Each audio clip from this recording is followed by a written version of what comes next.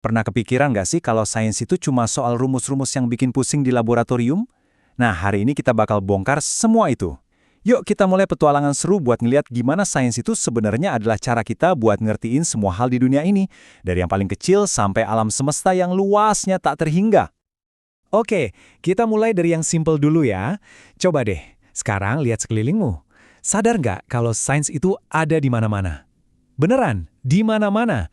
Bukan cuma di lab pakai jas putih dan tabung reaksi. Sains tuh ada di sekitar kita setiap saat. Bahkan di tempat-tempat yang mungkin nggak pernah kita duga. Coba deh perhatiin kucing kamu yang lagi asyik ngejar mainan, atau mungkin burung yang lagi sibuk bangun sarang. Kenapa sih mereka ngelakuin itu? Terus gimana caranya tubuh mereka bisa lincah banget? Nah, pertanyaan-pertanyaan kayak gitu tuh dijawabnya sama biologi, ilmu tentang makhluk hidup. Itu dia, sains lagi beraksi. Terus, pas malam datang, pernah nggak kamu lihat ke langit dan mikir, kok bintang bisa kelap-kelip gitu ya? Atau bulan itu sebenarnya terbuat dari apa sih? Waktu kamu lagi natap langit, sebenarnya kamu itu lagi nonton pertunjukan raksasa dari astronomi. Ilmu yang bisa bawa kita jalan-jalan ke galaksi lain buat paham posisi kita di alam semesta ini. Keren banget kan? Bahkan detik ini juga. Pas kamu lagi narik nafas, paru-paru kamu itu lagi ngelakuin pertukaran gas yang super kompleks. Itu biologi. Terus, ingat-ingat sarapan tadi deh. Panas dari kompor bisa ngubah telur mentah jadi matang. Itu reaksi kimia. Jadi, sains itu bukan cuma ada di sekitar kita, tapi juga ada di dalam diri kita sendiri. Jadi, kalau sains ada di mana-mana, terus sebenarnya sains itu apa sih? Jawabannya, percayalah, jauh lebih seru daripada sekedar nama mata pelajaran di sekolah. Intinya tuh gini, sains itu adalah rasa penasaran. Itu cara kita buat nanyain pertanyaan-pertanyaan besar kayak kenapa dan gimana. Terus kita cari jawabannya pakai bukti. Kenapa daun warnanya hijau? Gimana caranya pelangi bisa muncul habis hujan? Nah, sains itu alat super canggih kita buat nemuin semua jawaban itu.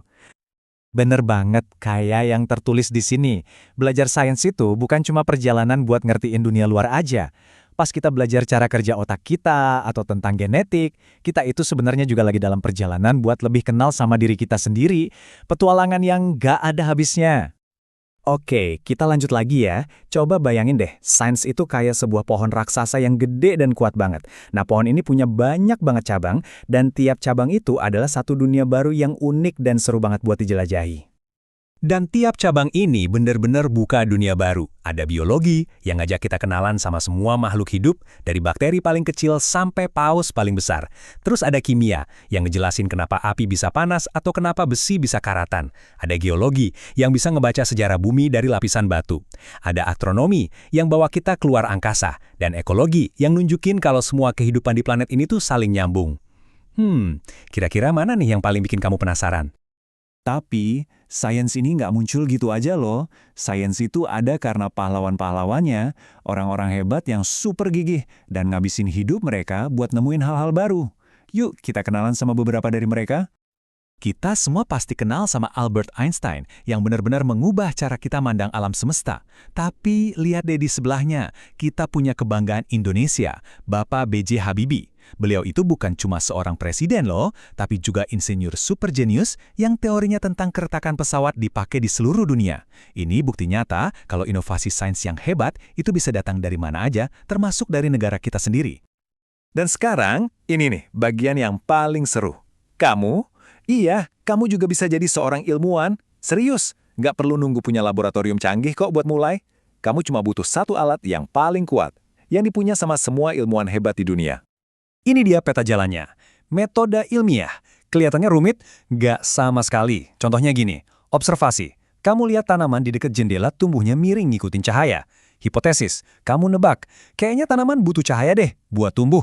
Eksperimen, kamu coba taruh satu tanaman lagi di tempat yang gelap. Kumpulin data. Seminggu kemudian, kamu bandingin dua-duanya. Kesimpulan, wah, bener, tanaman emang tumbuh ke arah cahaya. Tuh kan, ini proses yang bisa dilakuin siapa aja, di mana aja. Jadi, kita tutup penjelajahan kita kali ini dengan satu tantangan buat kamu. Lihat lagi deh sekelilingmu. Pikirin semua yang udah kita bahas tadi. Pertanyaan apa yang tiba-tiba muncul di kepala kamu? Soalnya, petualangan sains kamu yang paling hebat selalu dimulai dari satu pertanyaan sederhana. Jadi jangan pernah berhenti bertanya ya.